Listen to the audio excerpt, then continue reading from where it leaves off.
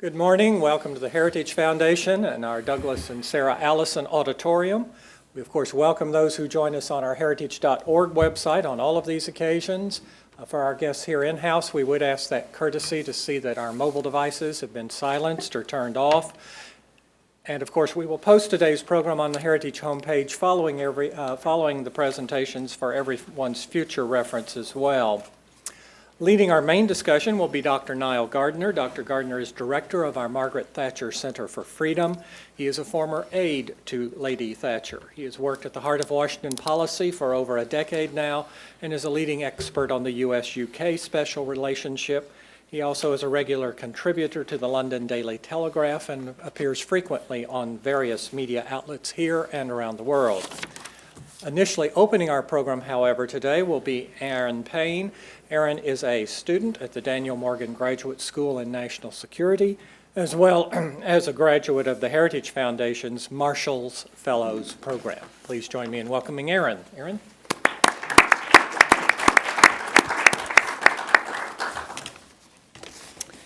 Thank you for that very kind introduction. It's an honor to be with you and a special privilege to represent both this institution as a Marshall Fellow and Daniel Morgan Graduate School as a student. We appreciate Heritage naming a lecture in our honor. As you know, Brigadier General Daniel Morgan was a creative and passionate soldier. He won the Battle of Cowpens and turned the tide of the Revolutionary War. Following his example isn't easy, but one of the things about being creative like he was is being committed to intellectual honesty, to looking at problems in different ways. And like him, my school tries to do just that, bringing different perspectives together to try and solve old challenges with new and creative solutions. And it's in this spirit that I'm here with you today, and honored to be so. I've also had the pleasure over the past year of being a Marshall Fellow here at Heritage, following George Pickett over Gettysburg Hills, and debating political science in any number of restaurants' back corners. As students, we're encouraged to pursue internships and fellowships all over DC, but I doubt other students ever had the chance to role play against Joseph Stalin in a Yalta Conference simulation. Anyway, thank you very much for being here with us today. I'd love to speak with you about Daniel Morgan after the event, but now please join me in thanking Dr. Gorka for being here and sharing his perspectives with us today, and in welcoming Dr. Gardner, the director of the Margaret Thatcher Center for Freedom here at Heritage. Niall?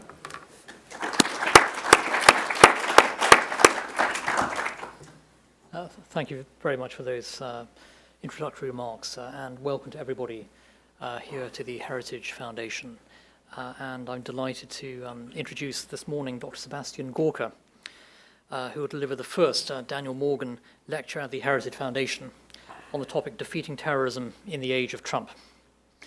Dr. Gorka is a national security strategist with the Fox News channel and non-resident scholar at the Institute for World Politics. He recently served in the White House as Deputy Assistant and Strategist to President Donald Trump, and also as Vice President for National Security Support and as Professor of Strategy and Irregular Warfare at the Institute for World Politics. Dr. Gorka has also served as the chairman of the Threat Knowledge Group, as a special warfare guest instructor at the United States Army Special Operations Command at Fort Bragg, an associate fellow at the Joint Special Operations University, and as the distinguished chair of military theory at the Marine Corps University. He received his doctorate in political science at Corvinus, University of Budapest, and is the author of the New York Times bestseller, Defeating Jihad, the Winnable War. Please join me in welcoming Dr. Sebastian Gorka.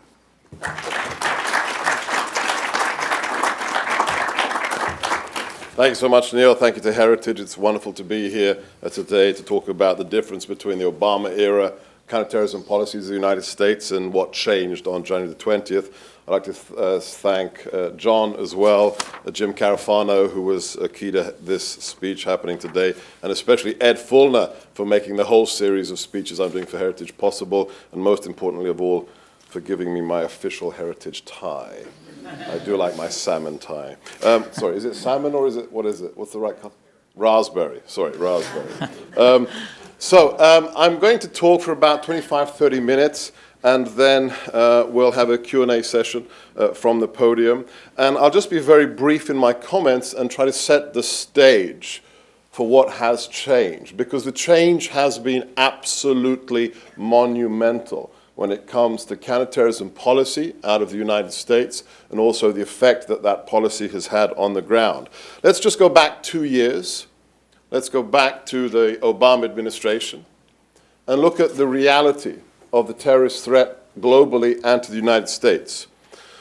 2 years ago, a group that the Obama administration had called the JV team, ISIS, the Islamic State of Iraq and al-Sham, had grown out of being a small affiliate, a small subgroup of al-Qaeda in Iraq, to being the first jihadi movement since the dissolution of the original Caliphate in 1924 to re-establish a bloody theocratic caliphate, an Islamic state, a theocracy in the Middle East. According to the Financial Times, this threat group was able to raise at least $2 million per day as its budget from illicit oil sales, racketeering, local taxation, hostage-taking. It controlled territory in multiple countries of the Middle East, Iraq and Syria being the foremost, but also having territory holding affiliates in places as far apart as Nigeria. And also, this is unclassified, this was on the front page of the Washington Post, according to the NCTC, the National Counterterrorism Center, ISIS alone had operational affiliates in 18 nations around the globe. That was the reality of the threat we faced. An organization that held ground in the Middle East, wasn't running, wasn't hiding, and in the Middle East alone had 6 million human beings that it controlled on the territory of its new caliphate. That's just 2 years ago. We had been told by the last administration that ISIS is a generational threat. You remember this phrase, a generational threat? Our children, our grandchildren would be fighting ISIS jihadis decades from now. Well, I guess the Trump administration has redefined generations to last just a few months. Because where are we today? At less than 1 year into the Trump administration. One of the most important things for Steve Bannon and myself, Steve was the chief strategist to the president, I was strategist to the president, was to target one specific aspect of the Islamic State, and we called it the physical caliphate. We wanted to make sure that within weeks or maximum months of coming into office, with the unleashing of our military to do the job they are trained to do, the physical caliphate would be no more. And we can actually make that statement. There is no ISIS caliphate any longer. With our Iraqi partners, we have liberated Mosul. We have taken back Raqqa, the operational headquarters of ISIS. And just 3 weeks ago, the last ISIS stronghold in Syria has fallen as well. So not quite a generation, maybe 8 months. Now, how is this possible? How have we gone from this massive historic caliphate rebuilding organization to it being in its death throes currently? Very simply, because of two things. Number one, a correct determination of what the threat is, and after the correct determination, the application of a strategic response. Why was the Obama administration's diagnosis so inaccurate? What was the problem? Well, we could have a several-day symposium on that, but let me give you just the bare bones. The Obama administration came into office with a strategic intent to put America back in its box. You remember this phrase from the president, "We believe in American exceptionalism the same way the Greeks believe in Greek exceptionalism." Well, if that's the case, then you don't believe in American exceptionalism. If you look at the national security strategy of the Obama administration, it talked about strategic patience. leading from behind. What happens when you are patient? And by the way, what is leading from behind? I mean, logically, what is it?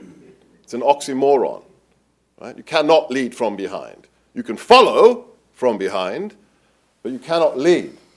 So when you renege your responsibility, when you allow others to fill the vacuum, you have things like ISIS become as powerful as they did. So number one, there was a flawed understanding of America's role in the world. But when it came to threat assessment, there was an even more problematic and fallacious understanding of the threat to America from terrorism.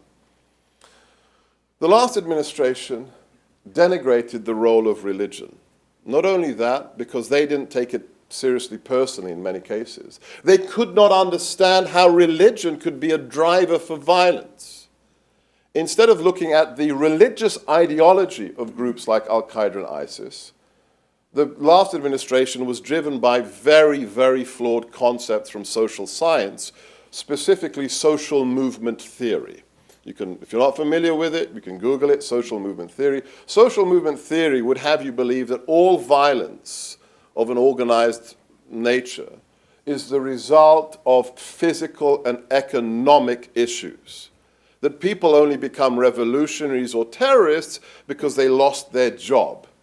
This is how you get to Maria Harf. I'm just reminding you of history. This is not my opinion. The Deputy State Department spokeswoman for the Obama White House actually saying on national television, we will be safe, there will be no more 9/11s if we have jobs for jihadis. It's a bad SNL skit, right? Or is it Monty Python? Yeah, Monty Python. Monty Python. Both, probably. Both. I mean, maybe, have you ever lost a job, summer job, been fired, lost your job? I'm sure immediately the next day you wanted to go out and behead somebody, yes? Right? So this flawed understanding, this denigration of the role of ideology. Ideology was deemed to be irrelevant. I took a whole group, I spent 6 years in the Defense Department. I took 60 officers to the State Department during the Obama regime. And half of my officers were Muslims. We taught Muslim colonels and brigadiers from around the world here at National Defense University, people who were fighting jihadis back home. And we took them with our allies and partners after spending a year in DC studying for a master's. We took them around the interagency. And one of the places we went was to the Obama State Department, to the cutting edge of counter-messaging, the counter-messaging department. And we had half a dozen leading government officials who are supposed to be undermining the jihadi narrative. And I had a Muslim officer ask that panel, what do you think the role of ideology is in this war? Great question, superb question. What was the answer? In unison, consensus from the panel.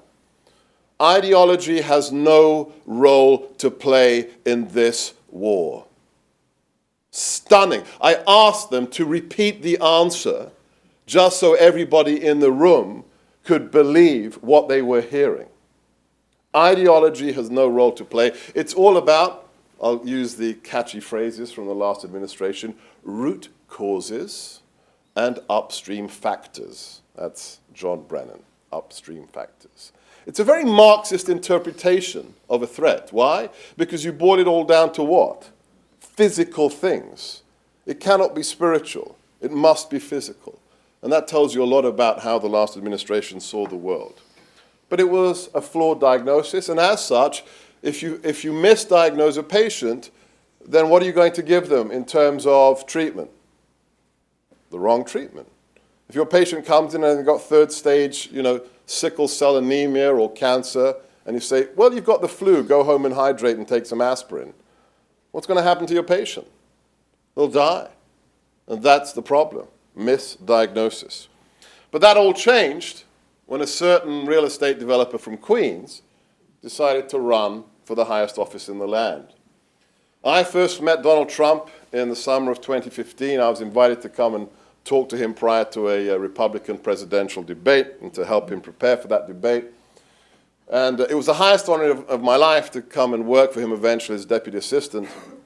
But I realized that I could work for this man within the first 30 seconds of meeting him. Why? Because he is, of course, what? He is kryptonite to political correctness. He looked at the threat we face clearly as a war, not as some problem to be managed, but as a war. And not only that, he wants to win that war. And that's exactly what we have been doing as a nation. The physical caliphate no longer exists. Our troops have been unleashed. I had a tier 1 operator, meaning the top of the top special operations guy on detail to the National Security Council, without apropos come up to me in maybe week 5 of the administration and say, "Sir, you have no idea how the morale amongst our forces have skyrocketed because we are no longer micromanaged out of the NSC, and we are allowed to do our job, and it is clear the president trusts us." Much easier to win a war when that's your attitude to your forces. We have gone, under Secretary Mattis, from a strategy of attrition, he has said this openly, a strategy of attrition to a strategy of annihilation. Think about recent unclassified reports. On one day recently, US troops and their partners had over 1,000 jihadis surrender to them in a day. Now, put that into perspective. In the last 16 years, when did we ever have jihadis surrender? The whole point of jihad is what? You die trying to kill the infidel. Why? Because then you get your 72 virgins. Then you get assured salvation. The idea of surrendering to an infidel, you go straight to hell for that one. That tells you how much it really has moved from attrition to annihilation. What else do we have to appreciate?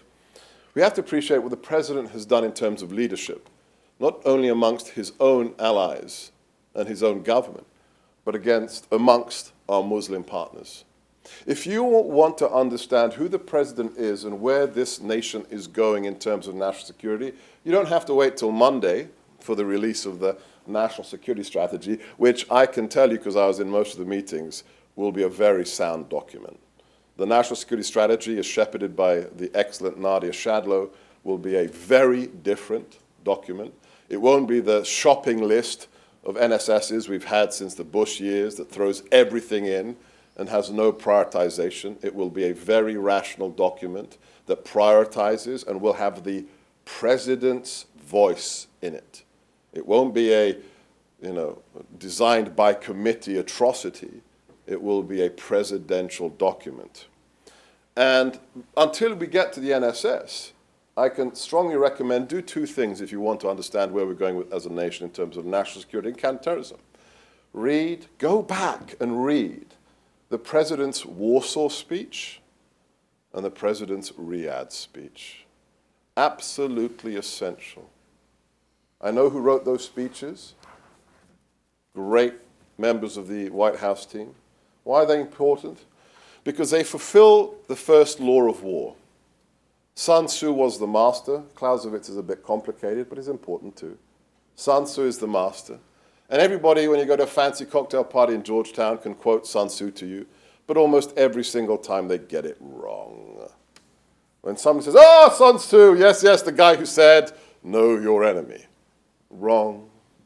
Read the book. You can get it for free online. It takes 90 minutes to read. Read the book, The Art of War. What he said was, if you know your enemy, you will win half of your battles. Victory only obtains when? If you know your enemy, yes, absolutely, sir. And if you know yourself and why you are fighting. If you know who you are and who your enemy is and why you are fighting, you will win every battle and the war, according to Sun Tzu. And he's absolutely right, whether you're fighting the Nazis, whether you're fighting Al-Qaeda, or whether you're fighting ISIS. And we weren't allowed to know the enemy for the last 8 years. Don't take my word for it, Google it. In 2011, the White House instructed in an unclassified memo the chairman of the Joint Chiefs and the then Attorney General that in all counterterrorism training in federal institutions of the military and law enforcement, there should not be mention of Islam, and the word jihad is proscribed. Think about that for a second. You are not allowed to discuss jihad when you're trying to train people to defeat jihadists. That's like saying during World War II, don't mention the word Nazi because you could offend some Germans. Again, absolutely asinine and absurd. That has gone.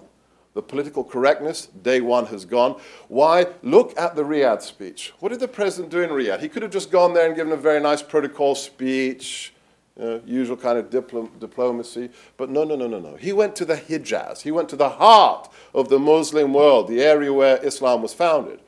And to a raid 50-plus audience of Muslim Arab heads of state, what did he say? He didn't say, hey, we like you. He said, gentlemen, sort out your societies. He actually said, quote, rid your places of worship of the extremists, rid your societies of the terrorists. As an Arab woman told me 2 weeks later, that is the speech we have been waiting for 16 years.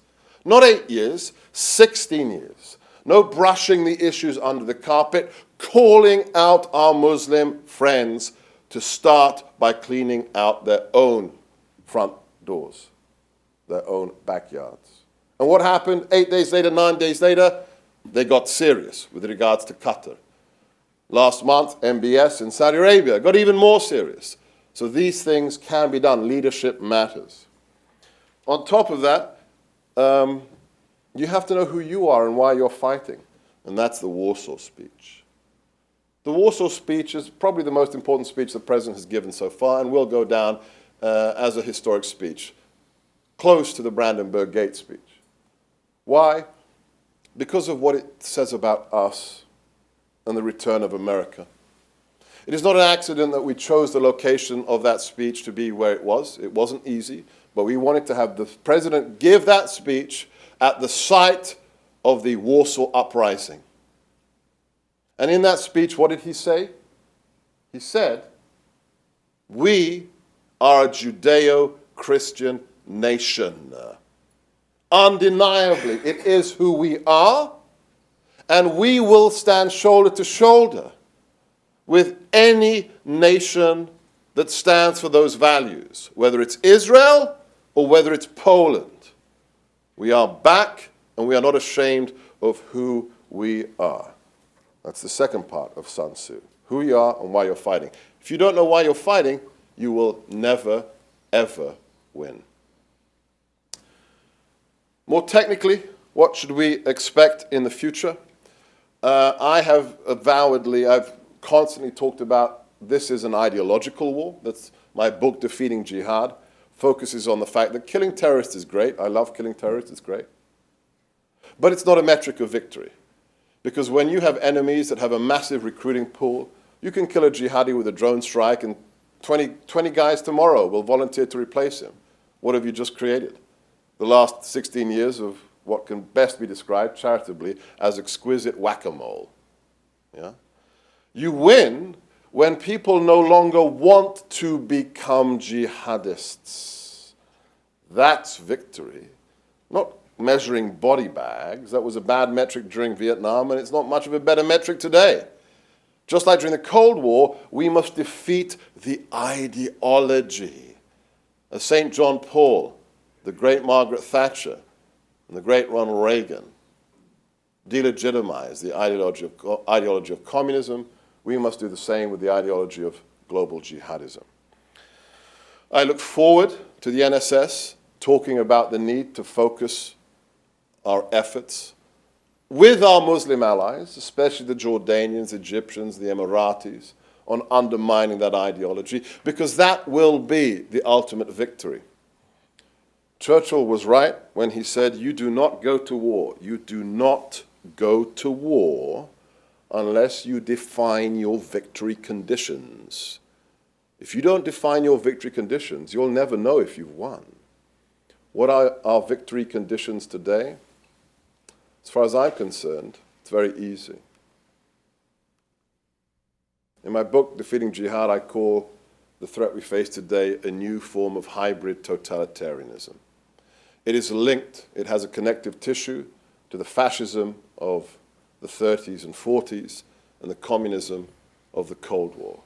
Those may have been secular, anti-Christian, but this religious totalitarianism is linked. Why? Because it is a totalitarianism. If you disagree with the jihadis, just as if you disagreed with the Nazis, there is one option left for you: surrender. Because if you don't surrender, the only other option is to destroy them. What we face today is a new totalitarian threat, a religiously informed one. It's not Islam. Anybody who says Islam has no idea of the Muslim world. And they should travel from Indonesia to Saudi Arabia. They should travel from Amman, Jordan, to Pakistan to see that there is no monolithic Islam. We have to make sure our Muslim friends can defeat the atavistic 7th century version of Islam that guides groups like ISIS and Al-Qaeda. And we will have won, very simply, when the following is achieved. When the black flag of jihad is as universally rejected as the swastika of the Nazis, we will have won. Because then they will no longer be able to recruit. Thank you.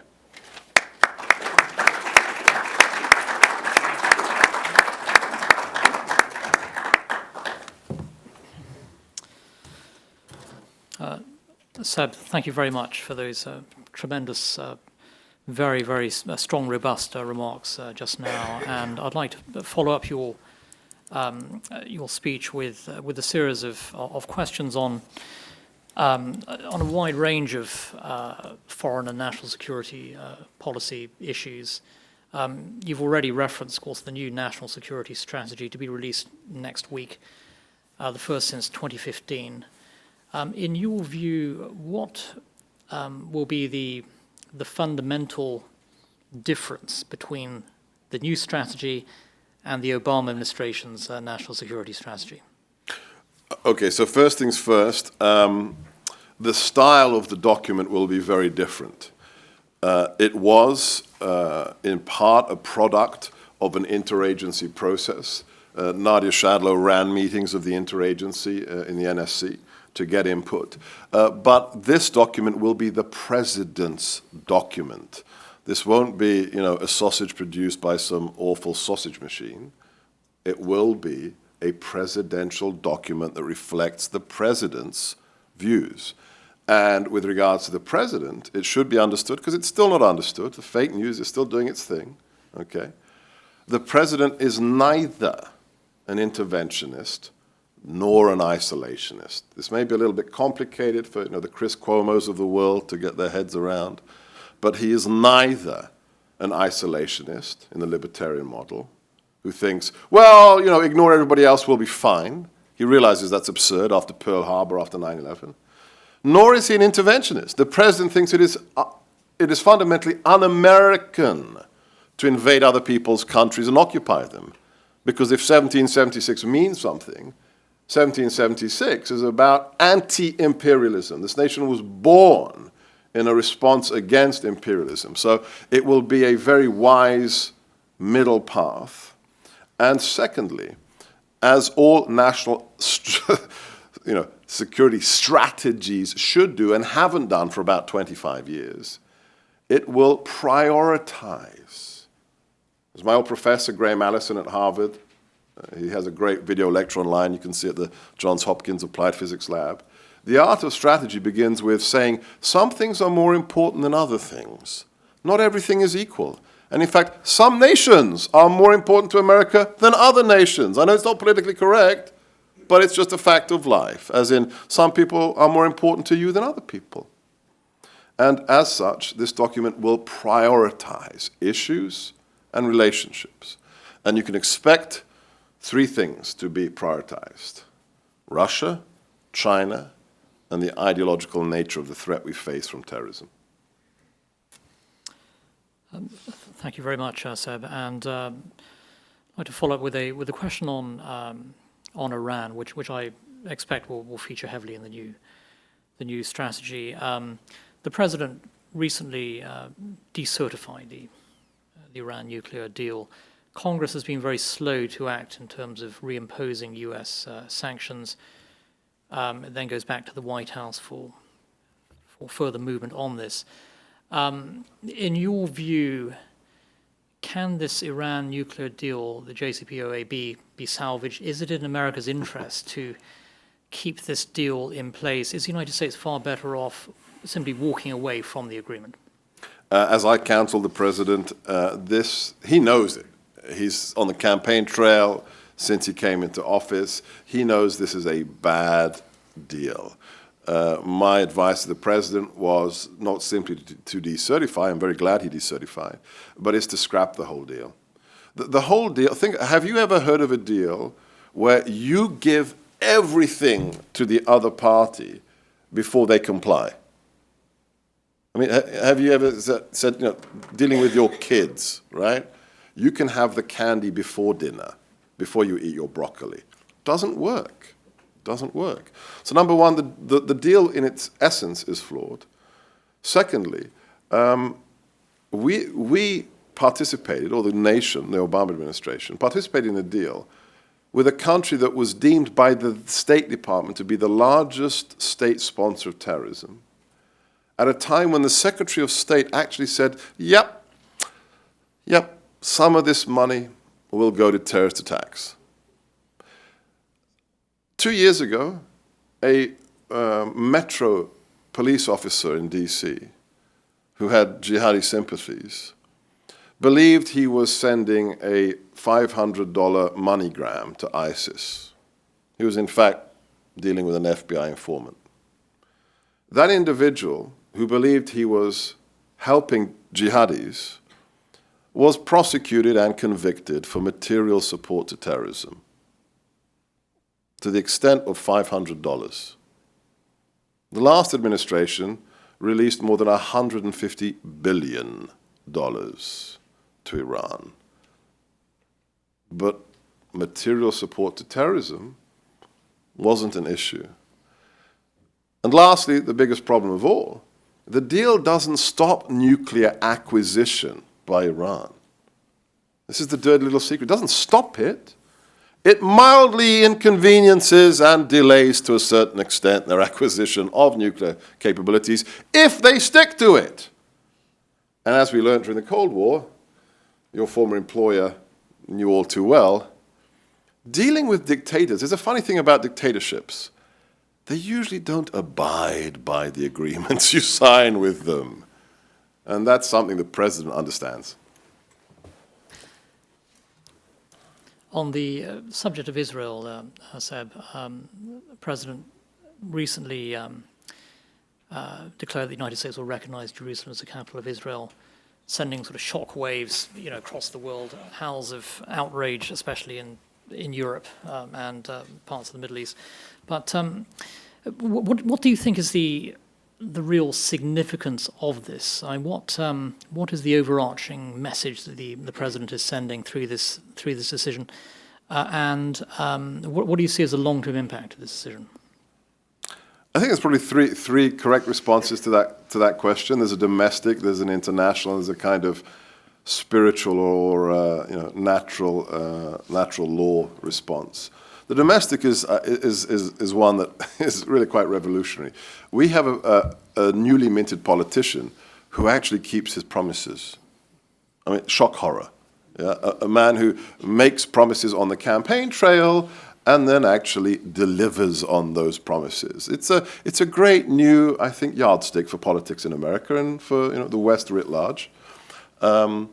Secondly, I think there's an aspect to his decision that is about truth. It's the right thing to do. I know this, right? This is how he operates. And I can tell you, I'm not going to give in any names, there were only 3 members of the cabinet who supported the president on that decision. 3 people. Everybody else, even some people who you may think have a very tough reputation, said, no, this is disastrous, you can't do that. And the president bucked them all. And he said, no, this is the right thing to do. We promised the electorate and we promised our friends. As to the long-term consequences, your last question, my hope is it injects a sense of reality into that situation because we need it desperately. The idea that this will create violence. Well, what have we had for the last 40 years in the Middle East? Has it been, a pacific, wonderful state of affairs? No, this is a reality check. And it will be, ultimately, the test of good faith for the Palestinians. Are you going to negotiate in good faith or not? Because we're going to demonstrate that we will stand by the Israelis, and now the test is yours. Are you prepared to negotiate in good faith? So we shall see. Switching gears a bit now to the issue of Brexit, of course, a big issue for the So surprised you brought that up. for the Heritage Foundation, especially the But I Margaret put on my Thatcher Union Jack cufflinks for you. Very excellent. That is extremely sound.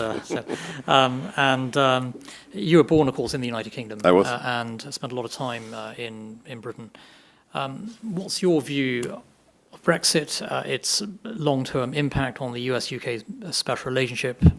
What do you think of the prospects of a US-UK free trade agreement? Already we've seen discussions started on that front. And so I'd just like to get your sort of overview of the big picture with regard to Brexit and its impact, especially for the United States. Brexit is a monumentally important event in history. Let's begin with that. However it develops, whichever scenario or whichever final version of Brexit is implemented, it will not negatively affect our relationship.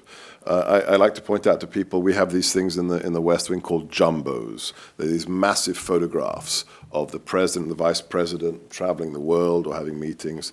And usually they're rotated out every 2 weeks. One of the jumbos in the most prominent place coming up the staircase of the West Wing stayed there for at least 2 months. Not 2 weeks, 2 months. And what was it? It was the photograph of the president sitting down with the prime minister in the Oval Office. And there's a reason for that. The relationship will always be strong. It's not up to us. This is not the Obama administration, and we're going to tell you, you'll be at the back of the queue if you don't vote the right way. We don't do that. This is not how the president thinks. So the relationship will be sound. Nevertheless, Brexit must be understood for what it represents, more broadly speaking, in the Western world.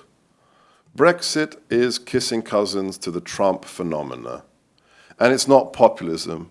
I reject outright this label that these are populist movements.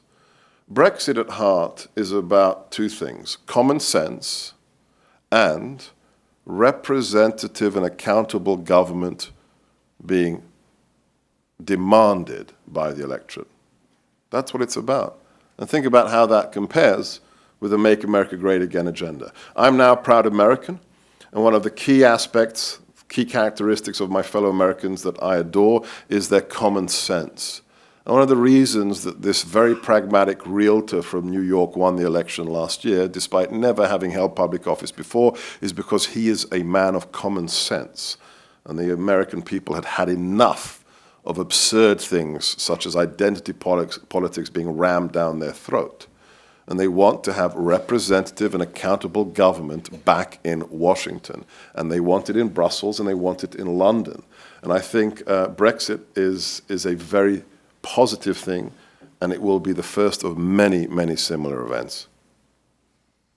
And what do you think is the future of the European Union? Of course, there has been tremendous resistance to Brexit in the European Commission, and we're now seeing some extremely tense, very heated negotiations between the British government and the European Commission at this time about the terms of Britain's departure from the EU and possibility of a UK-EU trade deal. Do you think that we're going to see fundamental changes sweeping across Europe in the coming years? And also, what about U.S. policy towards the EU? With your experience in the White House, did you see or sense any real change in thinking on the part of the U.S. administration with regard to the future of the European project? After all, previous U.S. administrations have basically backed the European project. President Trump himself comes across as far more Eurosceptic. Could you talk a little bit about the direction U.S. policy on Europe, especially the EU, is moving? This is when it's nice to no longer be in government service. The future of the EU doesn't really have one, as far as I'm concerned. If it continues along the path it is following right now, it will collapse. It will collapse. Or it will further devolve into what it is today, which is a club in which different membership categories exist, and which really isn't a club, but a group of micro clubs that are held together under one faux umbrella. Why? Because it's lost sight of why it was created. I used to teach in Project Europe. When I lived in Budapest, I taught undergrads a whole semester course on the history of European integration. And we have to go back to the basics. Why was the European Union created? I mean, there's a reason its first version was called the Montan Unio, or the Coal and Steel Union. Why coal and steel? It had nothing to do with freedom of travel or regulating bananas. Coal and steel, why? Because coal and steel were the two things you needed to go to war with each other in the 1950s. You needed coal to make steel, you needed steel to make tanks and guns. And the Europe project originally was about one thing, making sure France and Germany would not go to war with each other again at the cost of 60 million lives. So we've lost sight of that. It's become this self-perpetuating, I think it's the first time ever I've been able to correctly use the phrase self-licking ice cone, right?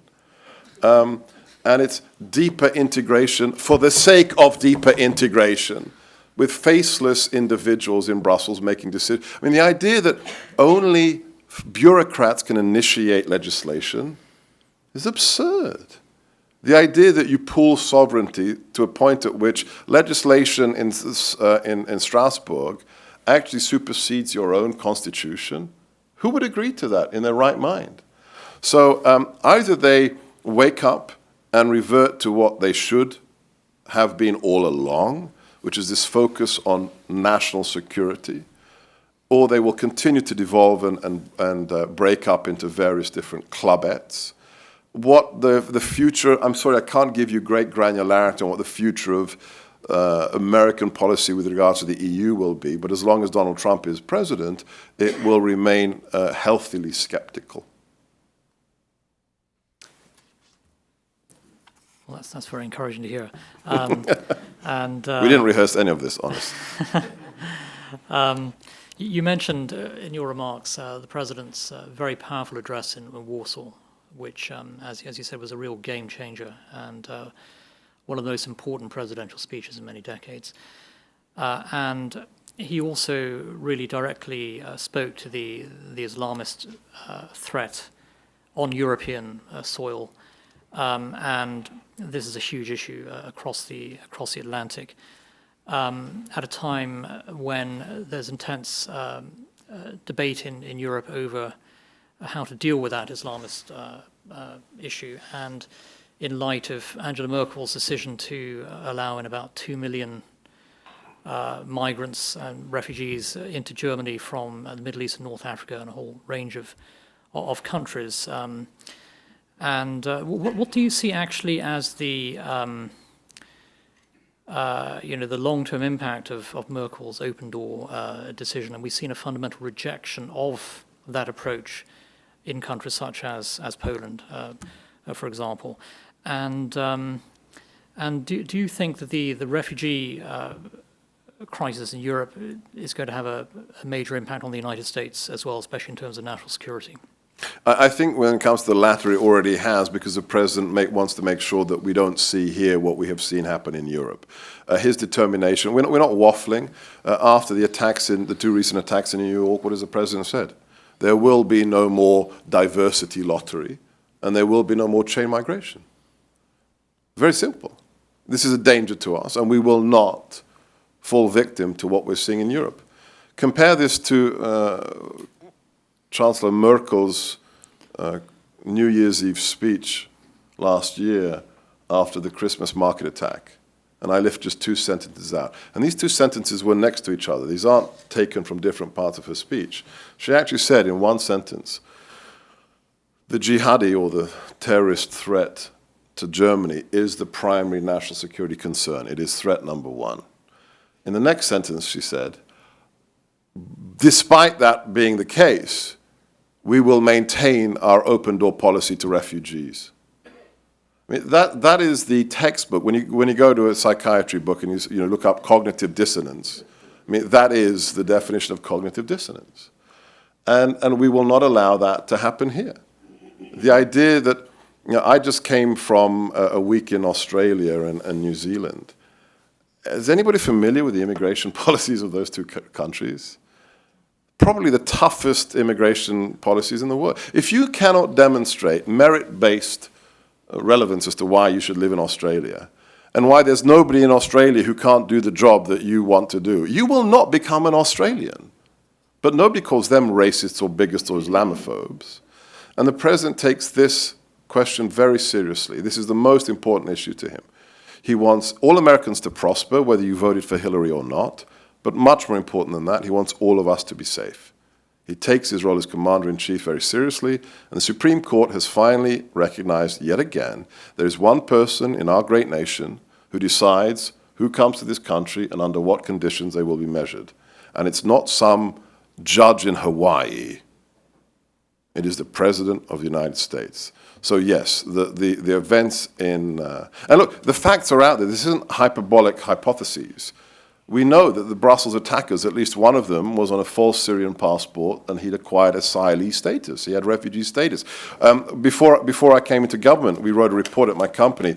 It's called ISIS, the Threat to the United States, where we just looked at ISIS recruitment in America in the last 2 years.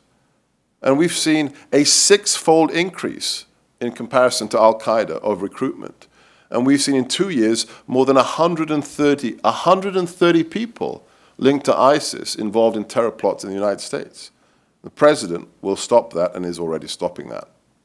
So it's going to be much, much safer. A question now on U.S. policy towards Russia, and I think it's significant in the last 12 months or so we've seen a real strengthening of the U.S. military presence in Eastern Europe, especially in the Baltic states, Poland, and we now have an active discussion within the administration over sending defensive weapons to Ukraine.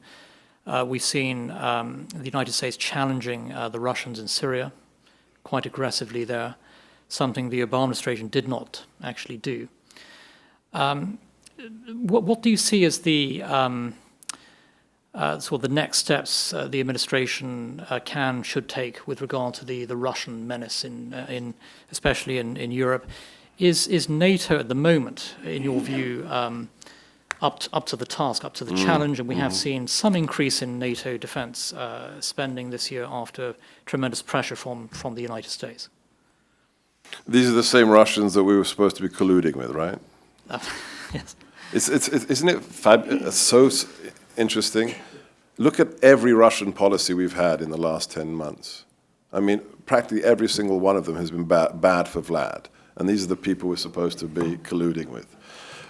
So yes, in recent months, recent years, we've seen some sterling leadership coming out of NATO, especially on the military side, General Hodges and others. For a man who hated NATO, allegedly, we've managed to do what? We've managed to get NATO to commit to something that we've been trying for 30 years to get NATO to do, which is to spend the requisite amount on defense that they agreed they would spend on defense. It's quite, this is the art of the deal. if you want, if you want to understand the president, read his book. It really tells you how he operates, and it's very successful. The president, again, let me be very clear here how he thinks about Russia. I think it was the last press conference he gave in Trump Tower before he moved into the White House. It was the press conference when he handed over his empire to his children. And as he was leaving the press conference, one of the reporters shouted, "What about Moscow? What about Putin?" And the president stopped, and he gave a trenchant response, which is the best description of how he looks at Russia for the next 8 years. He said, "In theory, I'd like to have better relations with Russia." Now, why is that controversial? This is a nuclear nation. The size of it makes it geostrategically important, despite the fact of what kind of kleptocracy or autocratic regime it is. And it's got a veto vote on the UN Security Council. So it's an important nation, even if we don't like it. Look, my father was arrested by communists and tortured and given a life sentence. So there's no love lost between me and KGB colonels like Vlad. But it's a geostrategically important nation. So the president says, I'd like to have better relations with them.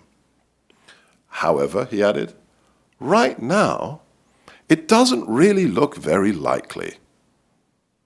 And then he closed by saying, if that is the case, so be it. Thus spoke the pragmatist. That's the president. He is a melding of patriotism and pragmatism. And we will continue to deal with that nation as a problem nation, not as a strategic threat, because this is a nation that is losing 600,000 people per year. 600,000 people more are dying per year in Russia than are being born. This is a nation with severe internal problems that has basically one resource, which is natural energy. So it's not a strategic player in the sense of other countries, but it is a spoiler. It is an utter spoiler. And the last 8 years it has exploited the lack of leadership shown by President Obama. And the regime of Vladimir Putin must be understood as an anti-status quo actor. Most nations in the world, we like to think, because we posit good faith, are status quo actors. They want to cooperate with us. They want all boats to float at the same rate. There are some nations which don't. This is one of the biggest problems I see in our intelligence community, that we posit good faith in everybody. Some countries, there is no good faith. Even when they smile at you and say, I want to be your friend, they don't mean it. And Russia is one of them.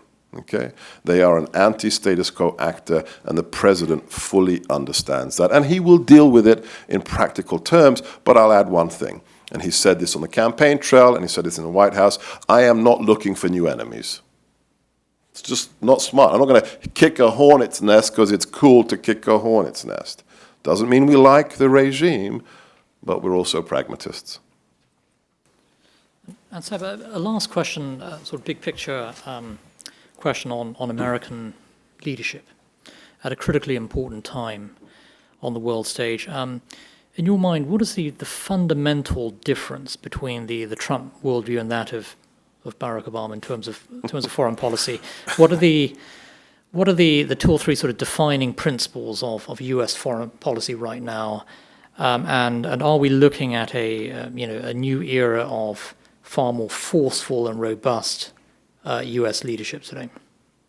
The biggest difference between a Trump foreign policy and an Obama foreign policy is very simple. It's very easy.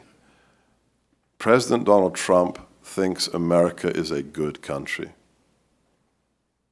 It's the biggest difference. That doesn't mean we necessarily have a role to play in every part of the world, but we are special. We are a special country, and our leadership matters. And very simply put, a world with American leadership, not intervention, a world with American leadership is a much safer world for all good people. Whatever their skin color, whatever their religion, it is a much better world for everyone. Great question. Thank you, Neil. Well, on that note, I'd like to draw our event to a close, a big thank you to Dr. Sebastian Gorka for his tremendous remarks today here at Heritage. We're very grateful to you for joining us, and very grateful to everybody for joining us as well for today's event. So thank you very much. Thank you.